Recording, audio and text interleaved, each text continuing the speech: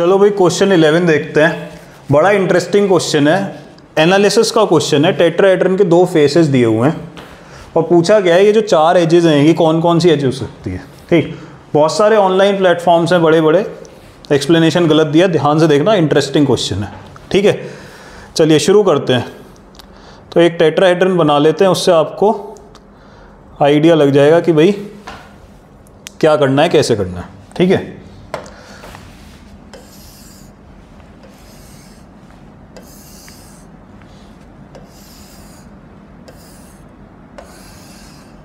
ठीक है, ये ध्यान देना।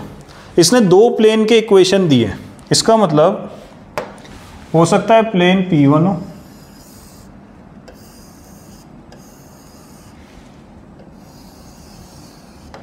और हो सकता है प्लेन P2 हो।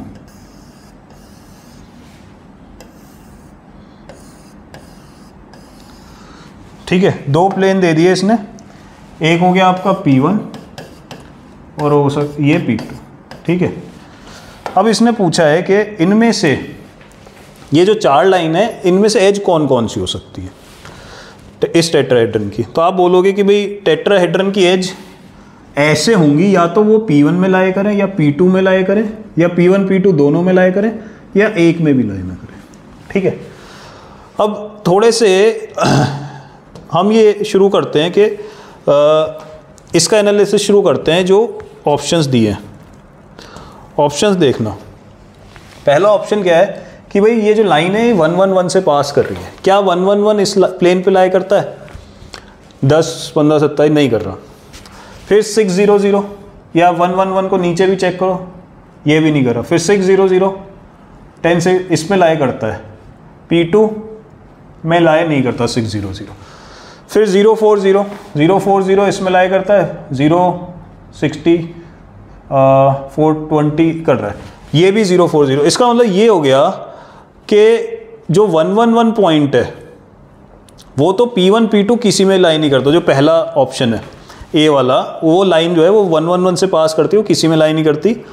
P2 पे एक पॉइंट है 6 0 0 बी वाला जो है, और CD में जो पॉइंट है 0 4 0 वो दोनों ही लाइन पे प्लेन पे लाए करती हैं। इसका मतलब कॉमन जो लाइन होगी दोनों प्लेन की उस पे होगा। ठीक, अब हम एक और काम करते हैं कि इन दोनों का जो लाइन का प्लेन्स का जो कॉमन लाइन है वो सिमेट्रिक फॉर्म में लिख लो। तो मुझे इससे ये समझ में आ रहा है, ये ऐसे लिख सकते हैं। क्यों? क्योंकि 0 4 0 जो है वो दोनों पे लाए कर रहा है। अभी हमने इससे CD से देख लिया। अब अगर दो प्लेन की इक्वेशन दी है तो ये कॉमन लाइन की डायरेक्शन रेशियो कैसे निकालते थे? इसके नॉर्मल का क्या ले लो, क्रॉस प्रोडक्ट। तो I J के तो ये 10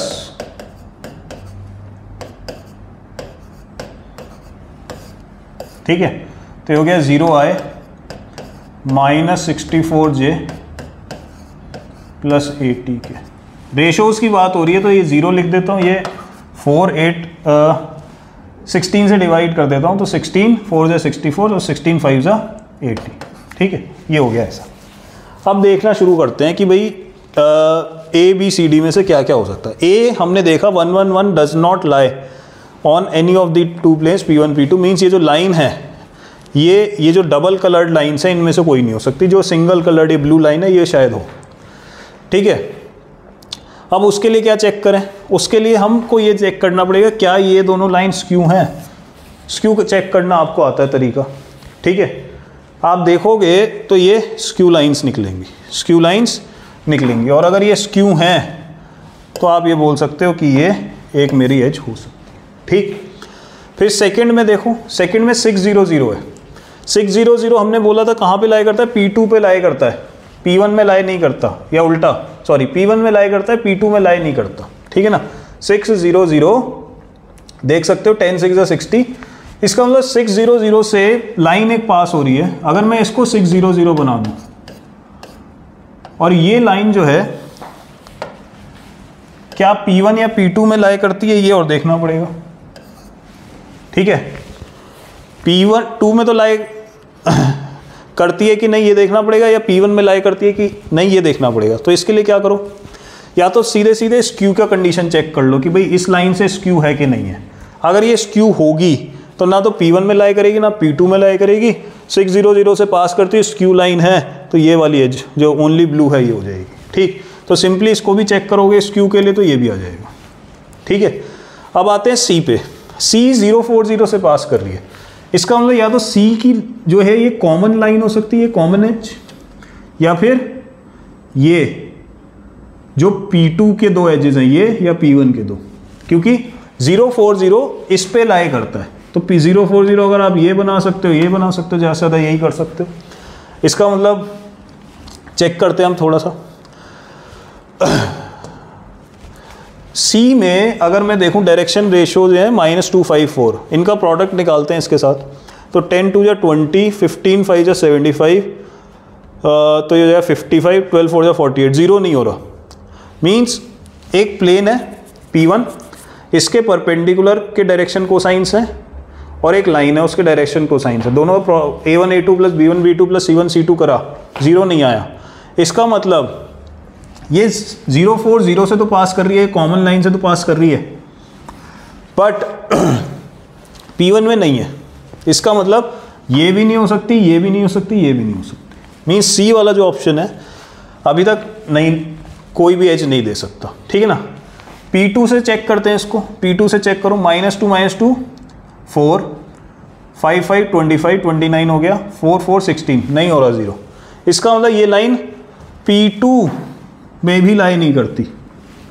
इसका मतलब ये भी नहीं हो सकती, ये भी नहीं हो सकती, ये भी नहीं हो सकती, और ये तो हो ही नहीं सकती थी क्योंकि ये वाली लाइन जो है ये only blue, it can not pass through 040, it can not intersect this common edge. ठीक है, इसके स्क्यू है ये।